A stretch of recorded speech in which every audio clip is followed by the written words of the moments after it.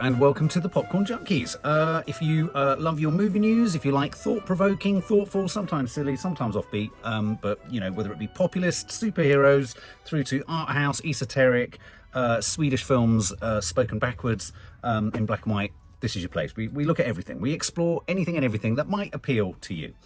So this is a review of a new superhero film called The Flash, a DC movie from Warner Brothers and DC. We don't often do non-spoiler reviews, mainly because it just means you can't get into the nuts and bolts and the meat and the veg of the story and all that kind of thing. But in this instance, sometimes with these really popular sort of, you know, tentpole films, big summer releases, family releases, films that, you know, lots of families are looking for, well, where is genuine in the next big thing to watch and what can I do to entertain our kids? We do this. And it's really odd.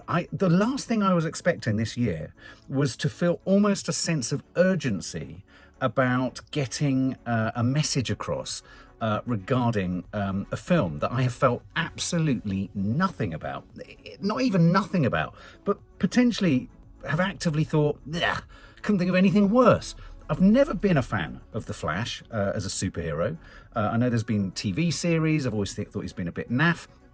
I have to confess, when I watched the Snyder Cut version of Justice League, there was a moment there where I thought, he's interesting. And of course, I think that was Ezra Miller playing The Flash. So I went to see this with, I would argue, actively prejudiced against even the concept of going to see this. In fact, if I'm really honest, there was a lot of traffic trying to get to this preview screening. And at one point I thought, do I really want to go? And boy, am I so relieved that I managed to get there and see this. So, The Flash. It's a superhero film. It's a DC superhero film.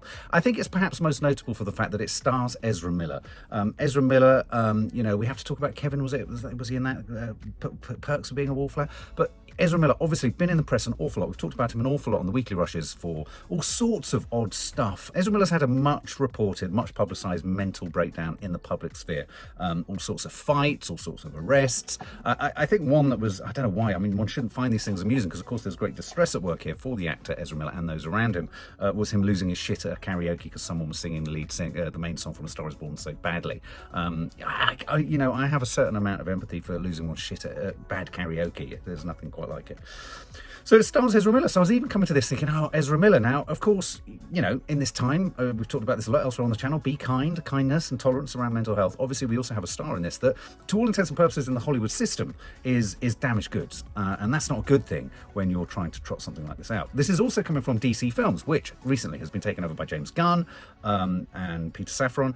So there's a new leadership at DC. And I've been thinking of this film very much as, this is the old guard. This is going to be an old-fashioned sort of superhero film.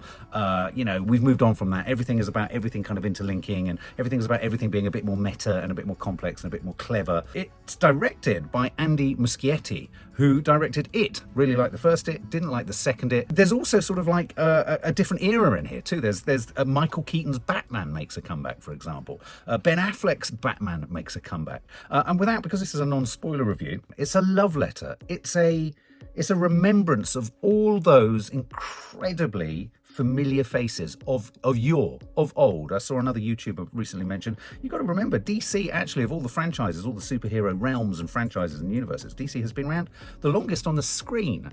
And perhaps it's been around longest also in terms of the comics, but it's certainly been around longest on the screen if you think of the original Superman films and things like that. So The Flash. Now, within the first 5 minutes, this started with a scene of Ezra Miller's Barry, who is the sort of real life name of the Flash, trying to get himself a coffee in a store in Gotham, but in New York, let's say New York. Fidgety, edgy, all nervy, all this kind of stuff. Dealing with all sorts of kind of agitations and what have you. And then the first scene develops into a classic sort of he's got to help a situation. I'm going to tread carefully here because I really don't want to do any spoilers. Suffice it to say, the first scene in this, and the reason I'm going to stick with the first scene before I get onto the sort of general impressions of the film, is that the first scene, kind of, whilst you're sitting there watching the first scene, you're thinking, this is either going to really work or not work. And it really worked. I can't believe what I was watching, how do I put this, flying through the air. And I can't believe how this film was playing fast and loose with a potential trauma or tragedy that under most circumstances you'd see it written down and say, let's do this to these people, and let's run with it as a potential drama. And I think most people have gone, you can't do that. And it did it. And it felt taboo. The first action scene felt taboo. And for me, this was like an immediate kind of, I went from sort of sitting there, I was sat in a cinema looking down the line, looking at 25 bags of popcorn, because all of the influencers and journalists that had also come way behind, I like to sit right at the front of a cinema because I like to be totally immersed. I thought, brilliant, I'm going to have to work my way through these tiny bags of popcorn. They're all free. So yeah, I'll have those. Anyway, this scene immediately set me at ease, and I thought, okay, well, the big judgment now is how do we come out of this scene, and how do we re-access the story, and how do we tell the story of Barry, Flash. And as the trailer, anything I talk about in terms of plot is already out there in the public realm in the trailers. And this opening scene was fantastic. It was humorous. It was dark. It was taboo. It was clever. It demonstrated quite a sort of dangerous sense of humour. And I think that's something that's really key to this film. Because as we came out of that, we then went into a story which essentially, as I say, is in the public realm, pivots around a time travel scenario in which Barry, Ezra Miller, seeks to adjust the narrative around what happens to his mum. And it's well known to many people who've already watched the film that this film riffs on a conceit or a concept or a process that we all know incredibly well from Back to the Future. It foregrounds Back to the Future and names it. And I have to say, when I first sort of felt that they were doing this, I was thinking this is not going to work. And it not only works, it works as well as Back to the Future.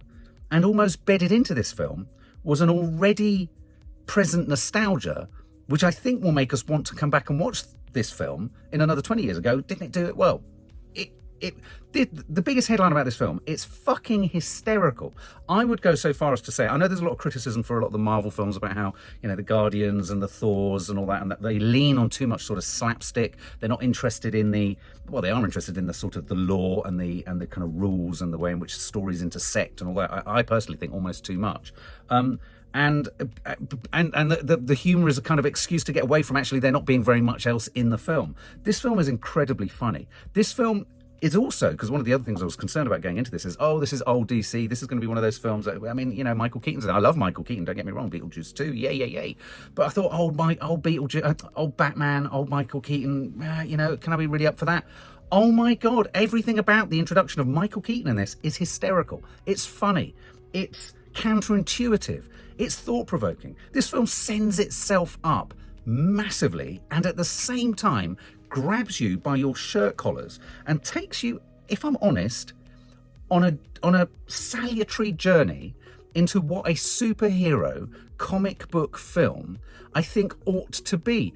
I wasn't watching this film thinking, how does this slot into everything else? Where does this come in the universe? Whose vision of DC is this? Whose manifestation of Flash is this? I went into this film and it very quickly, within the first 15 minutes, punched me really hard in the face with a great big fist saying, sit the fuck down, eat all the popcorn around you, and simply enjoy yourself. I laughed for about 2 hours. It's a long film, and I did not feel it one bit. You get classic superhero stuff, but at the centre of all of it, is Ezra Miller, who for me was an absolute sensation. I mean, superlatives. He plays two versions of himself, again, as we see in the trailer. And the two versions of himself are both, he pulls off the impossible. They're both of the same person because of the time travel aspect, and they're completely different. You buy into the nuanced personality differences that haven't been honed off in one due to time travel versus the one in the other. You get a sense of their interrelationship. You get a sense of their own frustration with themselves. And in a weird way, if you didn't know, if Ezra hadn't gone through their own crisis off screen, you would be thinking, I bet he'll, the pronoun is they. Then Miller will go through a crisis of sorts, having played the film. Or Miller must know about mental health crisis, not that this is dark, though this does get dark at times. This gets dark, it delves into mental health issues, it delves into I tell you what I loved about this film, which Back to the Future does. It makes you ask probing existential questions about not just about time travel and what ifs and all that kind of stuff, but the stuff that I thought was most clever in Back to the Future was, what do we want from potentially changing the past? What can we get from potentially changing the past?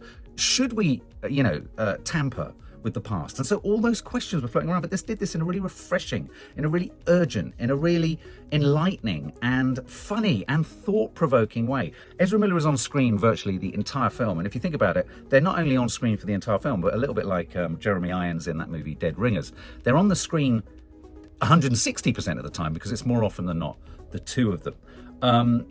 The visual effects in this I personally thought the visual effects in this are great. I really like the way in which they managed to speed up Barry, the Flash, when they ran. I really loved the ways in which they're, I've said before, I think the Flash in many regards is like DC's version of Spider-Man, from the perspective of watching a teenager or a young adult really come to terms with their superhero skills, and are both kind of enamored by them, horrified by them, but drawn to them. I hate to use the analogy, but it's almost like if you wanted to get into film studies, it's like discovering masturbation or something like that. And it's like, wow, you do that and this happens. And I thought Ezra Miller did a really good job, because of the nature of the two versions of themselves that they're playing, of carrying that and giving us that. And so there was real relatability. There was relatability to the established Flash, and there was relatability to the more naive, innocent Flash. I thought that was really clever too. And I thought the way in which, again, I don't want to give it away, we will do a spoiler review.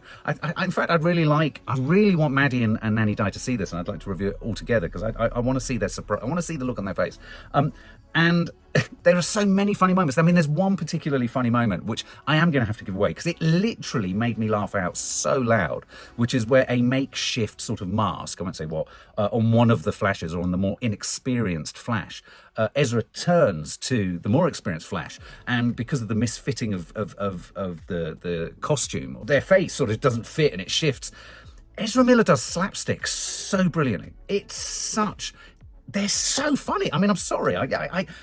It's not often I see a mainstream film. And the reason I think I'm so sort of impassioned about this is, this feels like a film, when you look at it on the side of buses, that everyone thinks they know what it's going to be.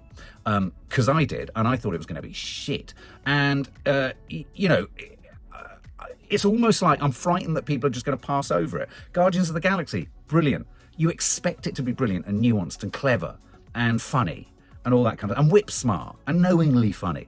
This is so funny. You feel there are scenes of great improvisation, and I think improvisation within a superhero film is really tough to get, because of course so much blocking out of the scenes, so much green screen, so much CGI, so much sort of, post-production has to happen almost on every single shot, that you can't have that much improvisation. But it felt like scenes in this were improvised. The director, Muschietti, has done a sensational job with this. Other little details in there, as I say, Michael Keaton's Batman, it was both nostalgic for those of us who know or remember, and if you have no knowledge, nor interest, nor nostalgia for old DC films, because you think they're all shit, like I did, just relish Michael Keaton. Great fun, great effects, great kit, great, bat gear, all that kind of stuff. And from the trailer, I was thinking, this is going to be a Batman film. It's not. It really isn't. Batman's in there, but it's not. Supergirl's in it. And I have to say, in the trailer, that was what looked like it was going to be the weakest part for me. But Supergirl's played by Sasha Calle. And again, what they managed to do with Supergirl, which has flabbergasted me, is there is a really dark aspect to how we meet Supergirl in this film, where they're at, and what their mental state is.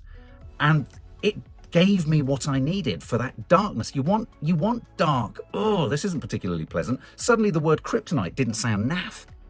So, me and Superman, I can't stand the S and all that kind of stuff. And so I was pleasantly surprised by that too. Michael Shannon's obviously in there as the villain. And as I said, without giving it away, there was the dilemma at the heart of this film, as we get into the sort of the final act and the final action and all this kind of stuff.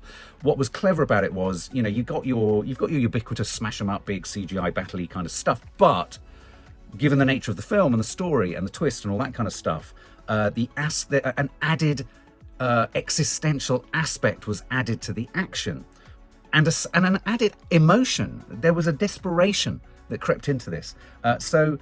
Desperation, humour, hitting all the beat points for all those people who want certain sort of things hit. I tell you what was lovely about this. This was a guilt-free funny superhero film with thought-provoking edges, where you weren't forced as a viewer into thinking, I need to have watched this and I need to understand what that is, and oh, what's that from, and oh, you know, there's a sort of tyranny around all that sort of stuff. And this was so refreshing because immediately you took off all of that kind of, you put down your bag of homework, you threw away your notebook where you're going to take notes and work it all out, and I just sat back and I absolutely loved it. I mean, I truly loved it, and I think this deserves to be the most successful film of the year. I'm going to say something really dramatic here, and it'll be interesting to see if it happens on a second viewing with Nanny Di and Maddie. I found myself laughing a little bit more and enjoying myself a little bit more, actually, than Guardians of the Galaxy. Can you... Hey? This is a sensational film. As I say, we're going to give a spoiler review. If I was to give it a score at this point, I would give it... and bearing in mind, I think the version I saw was not necessarily the final print that I think, from what reading between the lines, I think it is. I would give this as a piece of entertainment. As a piece of entertainment, you know, those po-faced film critics at The Guardian, yes, we love all our art house, well, yes, we love all our sort of worst person in the world, which we love and all that kind of stuff, but sometimes you've got to judge a film just within its own terms. And as a standalone, and that's what's great about this, a standalone superhero film, I will give this, I have to say, 100 out of 100. I was absolutely gobsmacked by how much fun I had with it.